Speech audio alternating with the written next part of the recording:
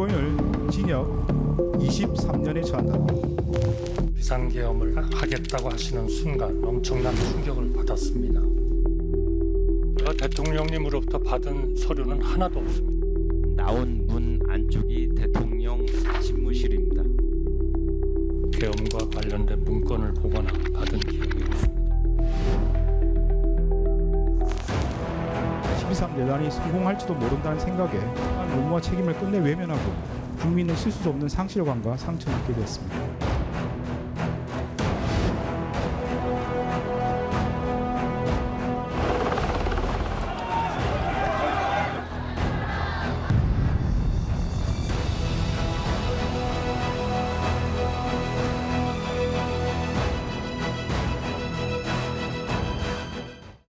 내란 중요 임무 종사 혐의 등으로 기소된 한덕수 전 국무총리가 1심에서 징역 23년을 선고받고 법정 구속됐습니다. 재판부는 12.3 비상계엄을 내란으로 인정하면서 가담자들을 무겁게 처벌해야 한다고 강조했습니다. 안채원 기자입니다.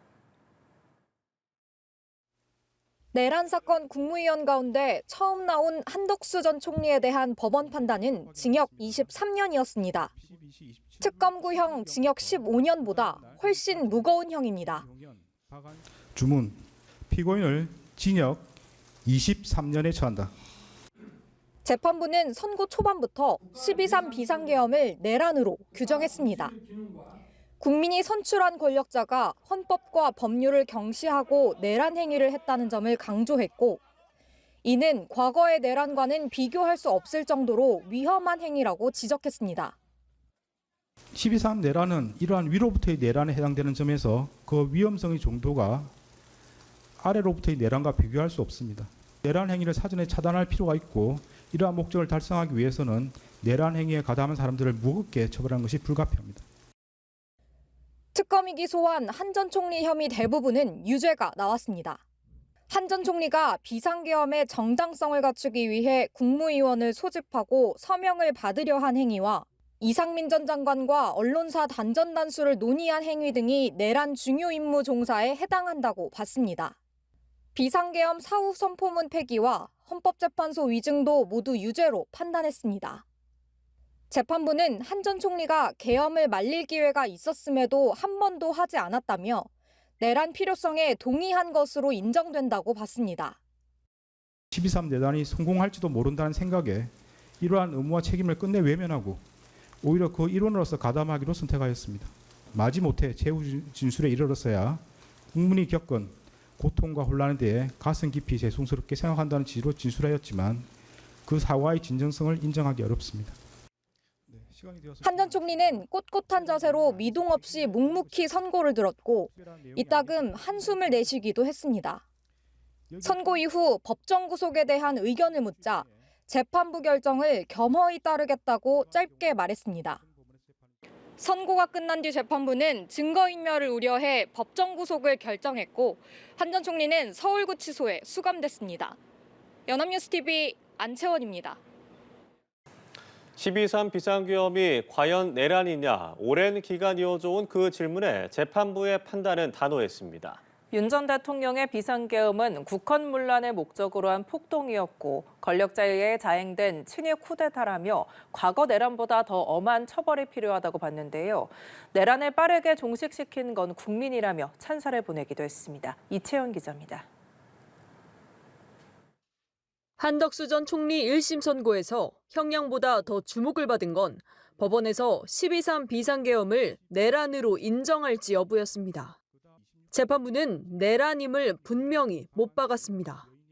12.3 비상계엄 선포와 이에 근거하여 위헌 위법한 포고령을 발령하고 이하에서는 12.3 내란이라고 말하겠습니다. 군경을 동원해 국회와 선관위 등을 점거한 행위는 형법 87조에서 정한 내란 행위, 즉 국헌문란을 목적으로 한 지역의 평온을 해할 정도의 위력이 있는 폭동에 해당한다고 결론냈습니다. 특히 윤 전 대통령과 그 추종 세력에 의한 이른바 친위 쿠데타라며 위로부터의 내란이 불러온 민주주의의 위기를 조목조목 설명했습니다. 친위 쿠데타는 많은 경우 성공하여 권력자는 독재자가 되었고 국민의 생명과 재산과 같은 기본권은 본질적으로 침해되었으며 기존 내란 사건에 관한 대법원 판결들은 위로부터의 내란에 가담한 피고인에 대한 형을 정함에 있어 기준으로 삼을 수 없습니다. 계몽성, 경고성 계엄을 주장하며 서부지법 폭동 사태까지 불러온 윤 전 대통령 측을 우회적으로 비판하기도 했습니다. 위헌 위법한 주장에 불과한 계몽적 계엄, 잠정적 계엄, 경고성 계엄을 당연하듯 주장하는 사람들, 잘못된 주장이나 생각을 양산하거나 그 상태를 더욱 심각하게 만들었습니다. 내란을 막은 건 맨몸으로 국회를 지킨 국민과 부당한 명령을 따르지 않은 군경 덕분이라고도 했는데 이 과정에선 목이 맨 듯 잠시 말을 멈추기도 했습니다. 그러나 이는 무엇보다도 무장한 계엄군의 맨몸으로 맞서 국회를 지킨 국민의 용기에 의한 것입니다.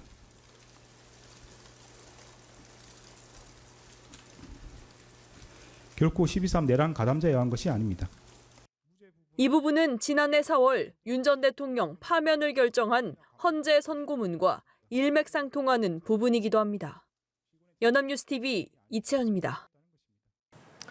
한덕수 전 총리의 1심 선고는 약 한 달 앞으로 다가온 윤 전 대통령의 내란 우두머리 선고와 많은 부분이 이어져 있습니다. 12.3 비상계엄은 내란이라는 판단이 적지 않은 영향을 줄 전망인데요. 특검의 구형을 뛰어넘는 선고가 내려진 것도 주목할 만한 부분입니다. 이동훈 기자입니다. 윤석열 전 대통령은 그간 12.3 비상계엄이 야당의 폭정을 알리는 평화적, 합법적, 호소용 계엄이라고 주장해왔습니다. 이런 망국적인 국회 독재에 이제는 주권자인 국민을 상대로 비상벨 울릴 수밖에 없다고 생각합니다. 어떻게 가만히 있습니까? 하지만 한 전 총리 1심 재판부는 계엄은 국헌문란 목적의 폭동, 내란이라고 규정했습니다. 윤 전 대통령은 비상계엄 선포가 대통령의 합법적 권한이라고 주장했지만 재판부는 과정부터 실행까지 위헌 위법했음을 분명히 했습니다. 계엄 선포와 해제가 평화적으로 이뤄져 아무 일도 일어나지 않았다는 윤 전 대통령의 논리도 정면 반박했습니다. 이러한 대한민국에서 친위 쿠데타가 발생했다는 사실로 인하여 생긴 경제적, 정치적 충격은 기존 내란 행위와는 비교할 수 없을 정도에 이른다고 보입니다.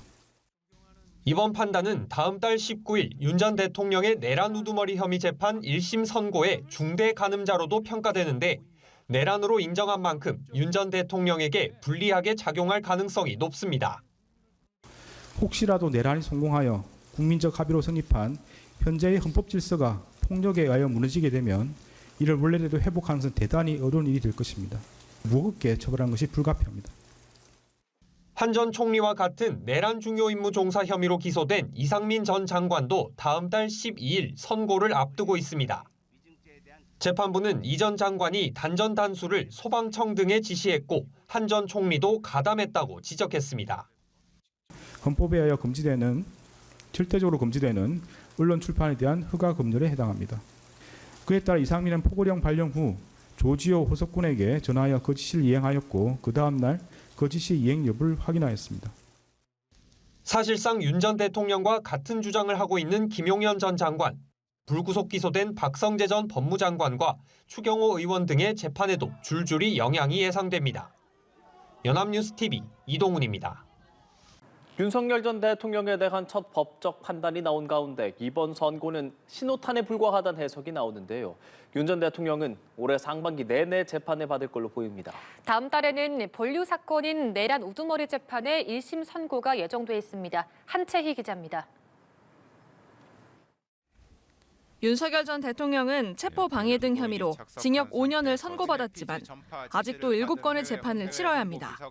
가장 주목되는 사건은 12.3 계엄과 관련한 내란 우두머리 혐의 재판으로 다음 달 19일 1심 판단이 나옵니다. 특검은 윤 전 대통령에게 사형을 구형한 바 있습니다. 재판부는 오직 헌법과 법률 그리고 증거에 따라서 판단하도록 하겠습니다. 평양 무인기 의혹과 관련한 일반 이적죄 사건은 지난 12일 첫 공판에 이어 오는 19일 2차 공판을 앞두고 있습니다.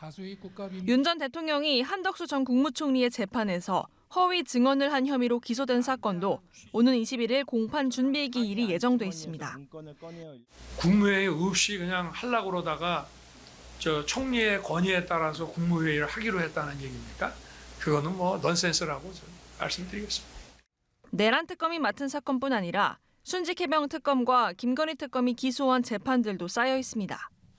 일단 순직해병 사건 수사 당시 외압을 벌였다는 혐의로 기소된 직권남용 재판과 핵심 피의자였던 이종섭 전 장관을 호주 대사로 임명해 출국하도록 한 범인 도피 재판은 준비 기일이 잡혀 있습니다. 또 정치 브로커 명태균 씨에게 불법 여론조사를 받은 사건과 대선 후보 시절 건진법사 전성배 씨와 관련한 허위 사실을 공표한 사건도 재판을 앞두고 있습니다. 7건의 재판이 본격화하면 윤 전 대통령은 올해 상반기 매일 법정에 출석해야 할 수도 있습니다. 다만 윤 전 대통령은 한동안 내란 사건 재판에 불출석한 바 있는데 또 한 번 재판에 나오지 않거나 재판부에 대한 기피를 신청하는 등의 전략을 선택할 가능성도 있습니다. 연합뉴스 TV 현채입니다.